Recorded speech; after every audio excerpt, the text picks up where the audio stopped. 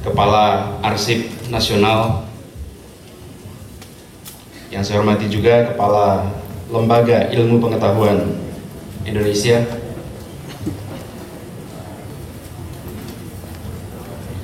yang saya hormati para anggota tim ahli Memory of the World dan ketuanya Pak Bambang,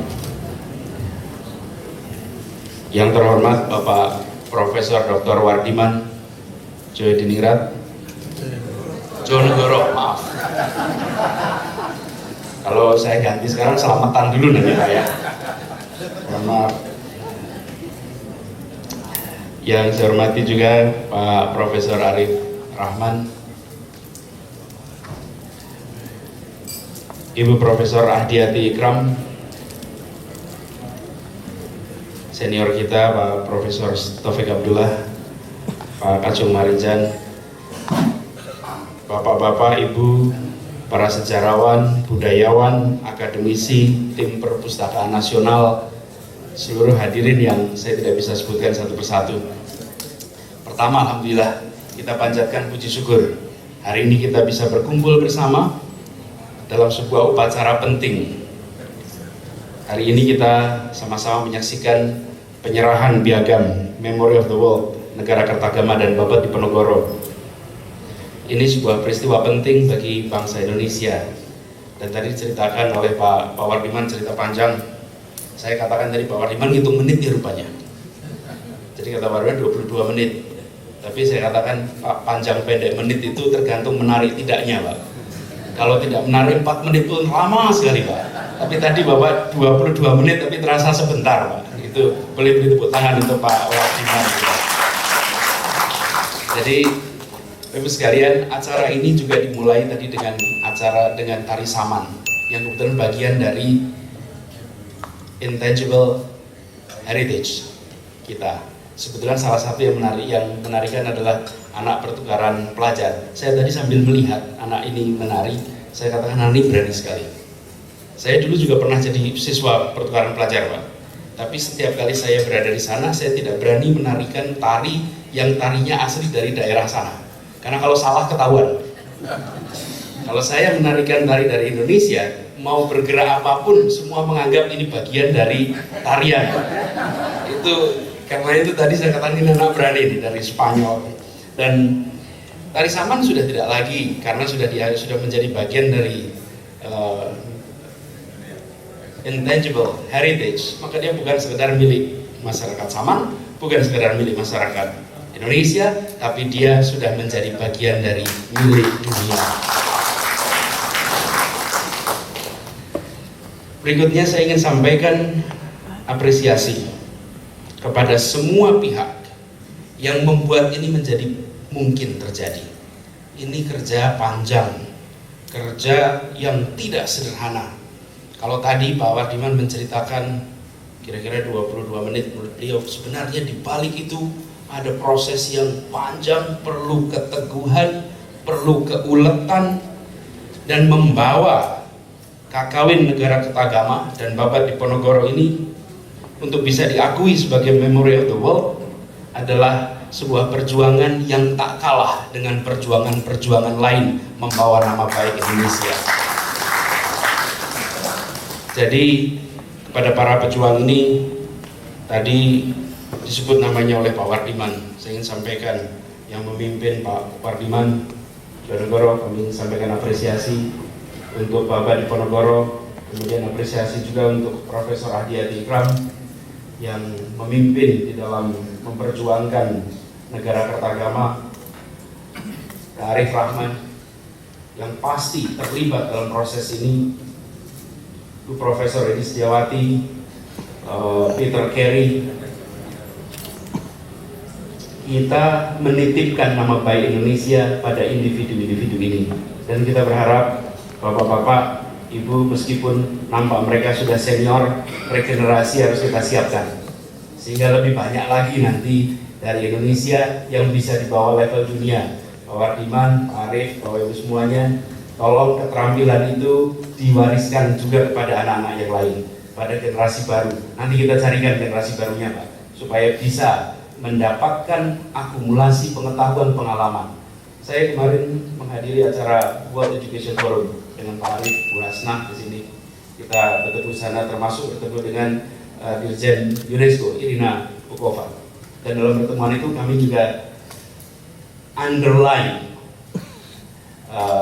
permintaan kita untuk bisa mendapatkan pertama acknowledgement at least, tapi yang lebih jauh adalah endorsement terhadap dokumen Konferensi Asia Afrika yang sekarang sedang diperjuangkan. Dokumen-dokumen ini penting untuk sekalian. Saya bukan sejarawan, ada Pak Taufik yang ahli sejarahnya, tapi Bapak sekalian, Koran Merdeka di situ menuliskan berita tentang tentang Konferensi Asia Afrika.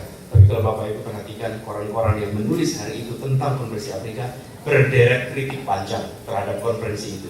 Kenapa? Indonesia saat itu sedang dalam posisi merangkak, mengadakan perhelatan, mengundang dari seluruh dunia, dan tulisannya kira-kira narasinya, di saat kita masih miskin, banyak buta huruf, sekelompok orang memilih untuk berdiskusi sesuatu yang jauh dari realita di lapangan. Seakan-akan seperti itu. Saya kemarin di Asia Afrika duduk satu meja, kemudian saya ditugaskan menemani wakil presiden Afrika Selatan, dan dia menceritakan bahwa Nelson Mandela mendapatkan undangan khusus, tapi Nelson Mandela tidak bisa berangkat karena dia dalam posisi pergerakan bawah tanah. Karena itu Nelson mengirimkan 2 orang untuk berangkat ke Konferensi Asia Afrika, dan dia menceritakan 2 orang itu pulang dengan deretan inspirasi tentang Indonesia dan tentang Konferensi Asia Afrika. Mereka melihat Indonesia bukan karena bangunan gedungnya, mereka melihat Indonesia karena deretan kaum intelektual yang pikiran-pikirannya melampaui zamannya. Mereka tunjukkan konstruksi sebuah negara yang luar biasa bineka. Terus kalian bayangkan, Konferensi Asia Afrika ini bukan di tengah Asia dan Afrika. Konferensi ini lokasinya di ujung tenggaranya Asia. Jadi kalau bukan karena Indonesia luar biasa, kalau paling enak diselenggarakan di India, di tengah posisinya. Semuanya datang ke tengah, di paling ujung. Tapi apa yang menarik? Tempat ini ratusan bahasa, membangun sebuah negara yang sejajar untuk semua. Luar biasa. Dan saya bayangkan orang-orang itu pulang seperti kalau kita sekarang hari ini dikirim ke luar negeri, pulang dari Korea, pulang dari Jepang, terus kembali menceritakan di sana keretanya on time, di sana bisnya bersih, di sana pengaturannya rapi. Kita ceritakan dengan kekaguman. Dan saya bayangkan orang-orang di seluruh Asia dan Afrika pulang dari Bandung dengan cerita tentang Indonesia yang mempesona pada mereka semua. Itu sebabnya menurut saya peristiwa Asia Afrika pun harus kita dorong, bukan semata-mata karena Indonesianya, tapi ini bagian dari sebuah pergerakan yang efeknya panjang. 4 tahun yang lalu saya kedatangan seorang duta besar. Saya waktu itu masih rektor di kampus Paramadina, duta besar dari Kanada. Saya rasa dia masih bertugas di sini, baru bertugas. Lalu sebelum pertemuan, saya biasanya cek CV-nya.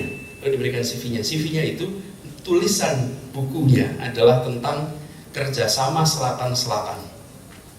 Jadi saya tanya, kenapa Anda memilih Selatan-Selatan? Terus saya katakan, saya masih muda, jadi diplomat, ditugaskan ke Afrika. Kemana saja saya pergi, orang selalu menuliskan tentang rencana pembangunan, rencana perubahan, kebebasan, dan selalu kalimat di ujungnya adalah kesepakatan Bandung tahun 55. Inspirasi di begitu banyak negara. Karena itu kemudian dia menulis disertasi tentang kerjasama Selatan-Selatan dan Konferensi Asia Afrika. Kita sendiri di Indonesia malah seringkali terlewat melihat ini semua. Dunia melihat kita, justru kita tidak. Karena itu ini ikhtiar baru yang kita dorong, dan insya Allah nanti kita kumpul lagi di sini menyerahkan dokumen saat Konferensi Asia Afrika bisa diakui sebagai piagam memori.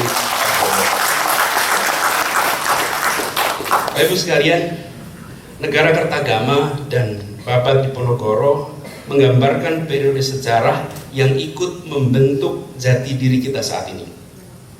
Untuk memahami jati kita saat ini tidaklah bisa dilepaskan dari memahami perjalanan sejarah panjang yang telah kita lalui sebagai bangsa dan peradaban. Catatan sejarah pada penggalan-penggalan waktu Dan ruang adalah modal bagi kita dalam merefleksikan masa lalu, menyadari masa kini, dan menapak menuju masa depan. Karena itu, ikhtiar UNESCO untuk memiliki program Memory of the World adalah sebuah tujuan mulia, melestarikan, melindungi, membuka akses pada warisan dokumenter dunia, serta menggugah kesadaran kita semua akan nilai warisan dokumenter itu, sehingga bisa menjadi ingatan dunia dan tentu saja bisa menjadi bahan untuk kita menyusun masa depan. Dan bagi Indonesia, pengakuan ini sangat penting. Bagi kita, ini menunjukkan pengakuan atas tingginya kebudayaan dan peradaban bangsa ini. Karena itu, kalau kita mengutip apa yang dikatakan oleh Ki Hajar Dewantoro, bahwa kebudayaan nasional ialah segala puncak-puncak dan sari-sari kebudayaan daerah di seluruh kepulauan Indonesia, baik yang lama maupun yang baru, yang berjiwa nasional. Karena itu pengembangan kebudayaan nasional kita harus melalui jalan yang disebut sebagai trikon. Continue dengan apa yang telah silam, konvergen dengan jalannya kebudayaan-kebudayaan lain, serta konsentris dengan persatuan yang besar. Bersatu namun tetap memiliki sifat kepribadian. Itu yang ditulis oleh beliau. Karena itu, kalau kita melihat apa yang menjadi dinamika kita sekarang, ketika kita berbicara tentang kekayaan sejarah, tujuannya bukan sekedar melestarikan dalam arti menjaga kebudayaan sehingga statis dan beku, namun justru untuk mendorong agar membawa kebudayaan nasional bergerak maju dalam alur yang kontinu dengan apa yang silam, atau dengan tanpa intervensi kita, generasi muda tetap akan membawa kebudayaan kita pada tuntutan alam dan zaman yang baru. Karena itu kita berharap bahwa prestasi ini menjadi awalan baru yang baik bagi kita untuk kembali memasukkan berbagai warisan dokumenter yang saat ini ada di Perpustakaan Nasional untuk bisa menjadi Memory of the World. Perpustakaan Nasional sudah menginisiasi, mari kita teruskan untuk bisa menjadi bagian dari catatan Memory of the World. Dan saya perlu sampaikan juga di sini betapa saya pribadi dengan Babat Diponegoro itu punya catatan tersendiri. Kebetulan saya besar di Jogja. Saya sering main di Tegalrejo, Padepokan Diponegoro. Sekolah kami lokasinya hanya sekitar 1 kilometer, tidak sampai dari Padepokan itu. Kita sering jalan ke sana. Pergi ke Magelang, sama-sama lihat tempat Diponegoro ditangkap. Datang ke Kulon Progo, ketemu dengan begitu banyak makam-makam yang tak pernah ditambah kuburannya. Kenapa? Karena itu adalah makam pasukan-pasukan yang dulu terlibat di Perang Diponegoro. Pasukan Sentot Prawirodirjo itu di mana-mana di Kulon Progo sana. Yang menarik adalah Perang Diponegoro ini bagi kita yang merasakan kemajuan, ini ada sejarawannya, tapi izinkan saya punya interpretasi, adalah salah satu event yang punya efek besar pada kehidupan kita sekarang. Akibat Perang Diponegoro, biaya yang luar biasa besar, gerakan yang masif dari rakyat, bukan perang karena pasukannya dibayar, perang karena ribuan orang memilih untuk terlibat, untuk mau melakukan sesuatu. Karena itu, ini juga yang menarik, meskipun simbolnya agama, tapi spiritnya adalah tentang keadilan. Dan yang dibawa Pangeran Diponegoro menggerakkan ribuan orang, ratusan ribu orang di Jawa, ongkosnya amat mahal. Sesudah itu muncul proses recovery lewat tanam paksa yang luar biasa. Akibat tanam paksa yang luar biasa muncul politik balas budi, yang dari politik balas budi itu muncul pendidikan. Dari pendidikan terdidiklah generasi pertama Indonesia yang terbuka pikirannya, bukan hanya terdidik tapi tercerahkan. Mereka tercerahkan dan menggerakkan. Dari mereka kemudian cikal bakal kemerdekaan Indonesia dibangun. Jadi saya membayangkan Babat Diponegoro ini narasi yang menarik. Mengapa? Karena dia hulu dari deretan perubahan yang terjadi di bangsa ini. Sesudah ada keterdidikan, kita terbuka pikiran, muncul gagasan baru tentang Indonesia yang kita pahami hari ini, dan itu tak lepas. Kalau dalam istilah itu path dependence, Path Dependency itu ada rujukannya, Bapak Diponegoro. Dan alhamdulillah versi beliau atas peristiwa perang Jawa sekarang menjadi warisan dunia. Karena versi dari perang Jawa ini ada versi Keraton Jogja, ada versi Belanda, dan ada versi Diponegoro sendiri. Dan ini adalah versi dari Diponegoro sendiri. Ini yang kemudian menurut saya dalam konteks Pangeran Diponegoro menjadi menarik. Apalagi 4 bulan yang lalu Cakra Diponegoro dikembalikan. Cakra Diponegoro disimpan di Belanda sejak 1832. Dan alhamdulillah tahun 2015 bulan Januari Cakra itu dikembalikan. Karena itu saya juga merasa dapat kehormatan pada waktu itu menerima atas nama pemerintah Indonesia Cakra Pangeran Diponegoro, karena Cakra ini yang dipakai oleh Pangeran Diponegoro dalam berperang melawan Belanda di hari-hari itu. Sekarang dokumennya sudah menjadi bagian dari warisan dunia, dan insya Allah bukan saja dunia yang akan belajar. Mari kita ajak anak-anak kita untuk mendalami sejarah, bukan sekedar melihat ke masa lalu, menggunakan sejarah untuk membangun, menata batu bata peradaban Indonesia masa depan.